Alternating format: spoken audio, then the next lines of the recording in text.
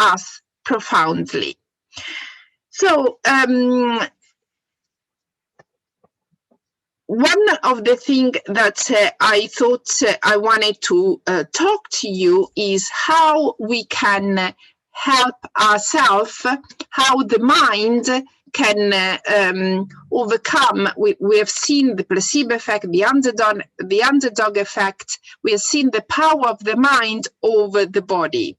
But I also would like to talk to you about some research and strategies of how the mind can help ourselves in everyday life.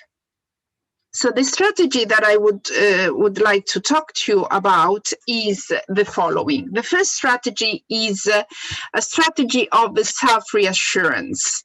Self-reassurance is an important strategy which is different from self-esteem. Self-reassurance, for example, serves as a buffer for depressive symptoms. Over the last 15 years, research in counseling and experimental psychology has shown an increasing interest in the effect of self-reassurance. To have a reassuring and encouraging and compassionate person and a compassionate also attitude towards ourselves when things go wrong in life is related to increased resilience and better psychological health. So this is again an example where the mind is more powerful than the physical symptoms of depression of the body. In particular, the ability to reassure the self and remind oneself of the positive competence and qualities in the face of the setbacks and failure is negatively correlated with depression. In other terms, the more we remind ourselves of our competence and qualities, the less depressed we should feel. At least this is what research shows us.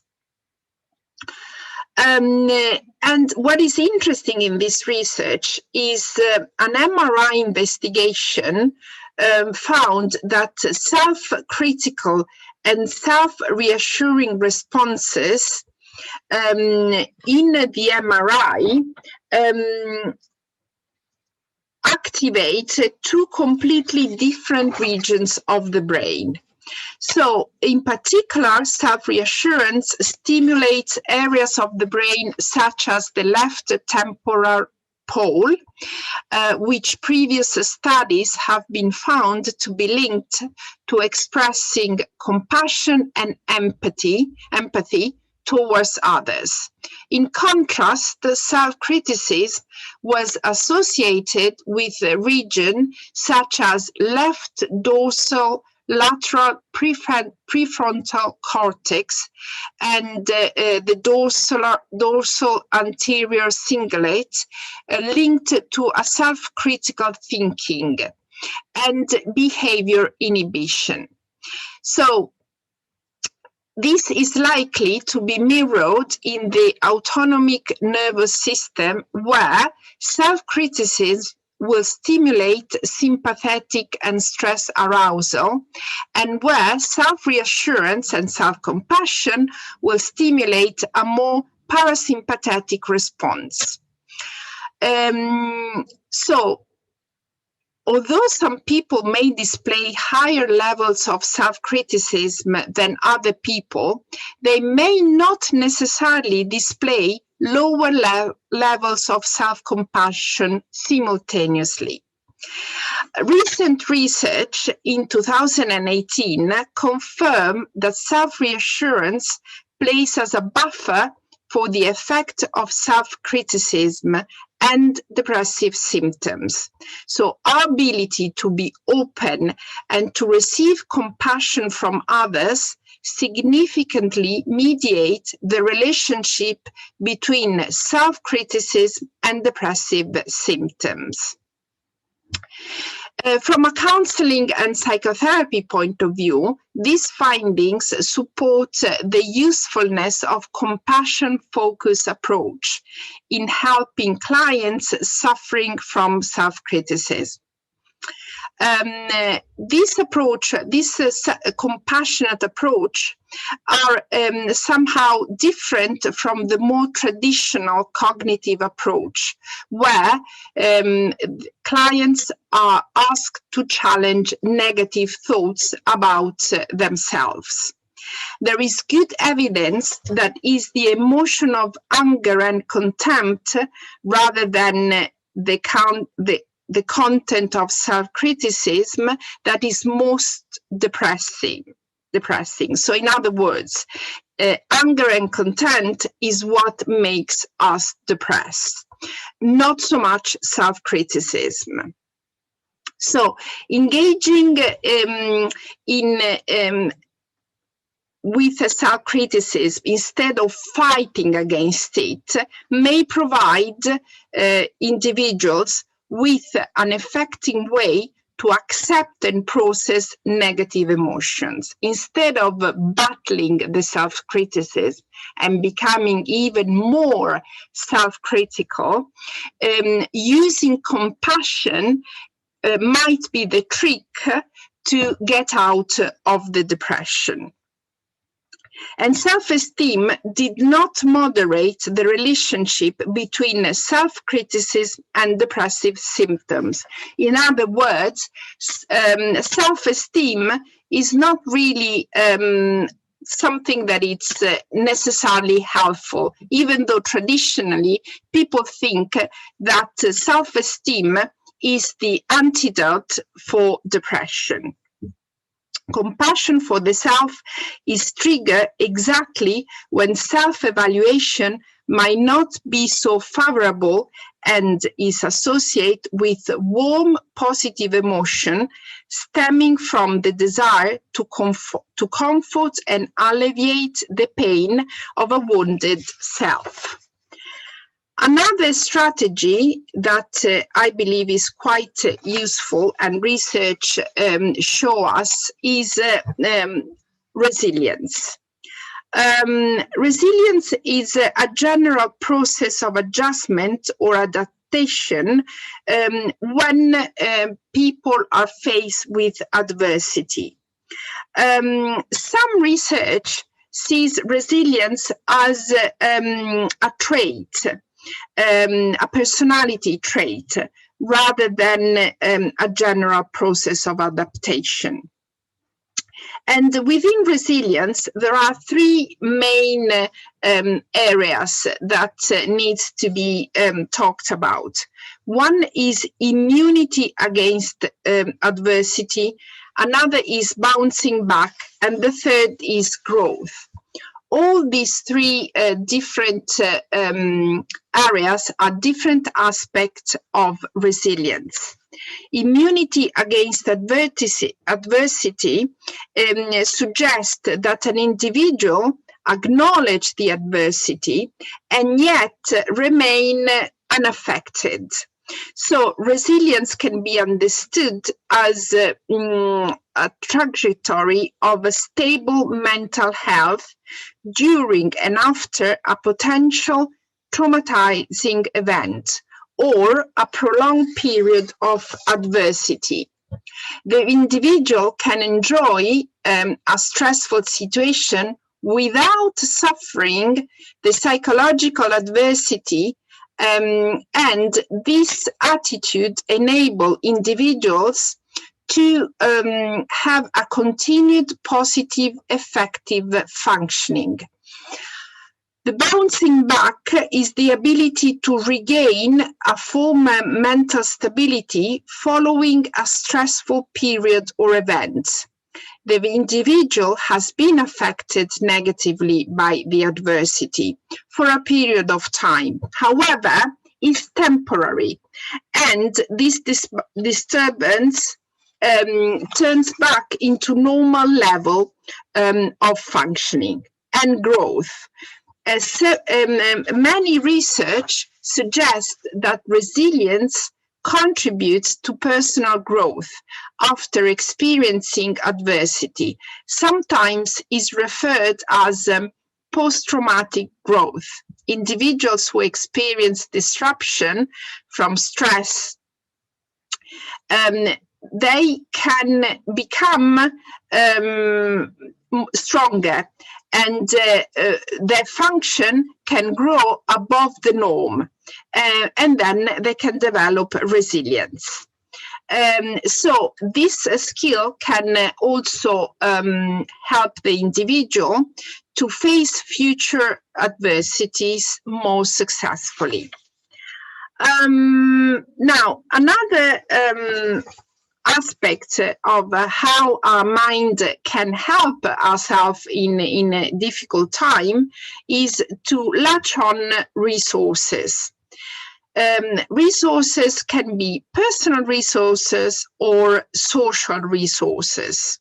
Personal resources can be understood as individual traits or talents or skills or interests, which may protect the individual from adversities. And this includes also motivation, hope, humor, self-determination, having different interests. And social resources include, but are not limited to, becoming a contributing member of one's community, connecting with distant family, establishing meaning and purpose in life. Resilience is regarded on existing support networks and positive relationship, and these social networks should be functional, of course, and meaningful. Now, there has been a number of studies, for example, on what are the characteristics of leadership, of good leadership. And again, this is in light of, if we look at it, how our mind can help our body when things they don't go according to plan. So leadership is about the ability to form and motivate and maintain a team. Now, leadership is not only in the context of work, but is generally in the context of how to maintain a good relationship with people. In this area, the behavior that are not helpful is when the leader becomes hostile or overcommitted to a particular idea, or suspicious or defensive. And there is a very effective way, for example, of identifying the people who have a strong leadership, is when the individual is self-aware. In fact, the executive who has an inflated opinion of his intelligence and decision-making process, or find himself to be very persuasive, usually end up being failing, because there is this phenomenon that we are becoming very accustomed with, which is hubris. So it's when the person loses sight of the reality and becoming really arrogant. In fact, hubris is one of the major causes of management failure. Strengths can become weaknesses, possibly because of the way they are overused, and because they were in the first place compensating for something else missing. Excessive self-confidence might highlight a weak moral compass. Excessive flamboyance can prevent true leadership. So in a way, talking about relationship, I'm highlighting almost on the reverse the things that we need to watch for in being an effective leader.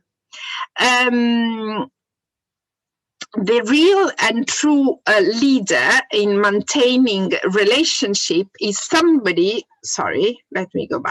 is somebody that is able to be able to adapt very well and to acquire new skills and ideas. For example, in Africa, there is this idea that relationship, that an individual is never a person that is completely self-sufficient, is subhuman. In other words, we need other people to become effective. So I need you to be you in order for me to be me.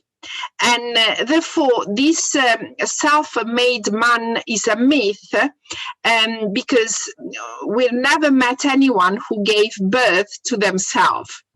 Of course, there are many aspects of the heroic leader model, but there are also many dangers, and it can be very counterproductive. For example, I want just to mention, as a concluding remarks, Claire Gerada is the former president of the Royal College of General Practitioners, and she has used the analogy of a peloton in the cycle race to describe a truly committed and effective leader. She says, trust me, I've been a leader for the NHS Federation since 2013, but I've taken turns at the head of the peloton, and this has allowed the whole field to travel faster and for longer than any one rider could manage alone. No rider, no matter how strong, can win without cooperating with others. And so with this final remark about cooperation and adaptability, I'm ending my presentation today.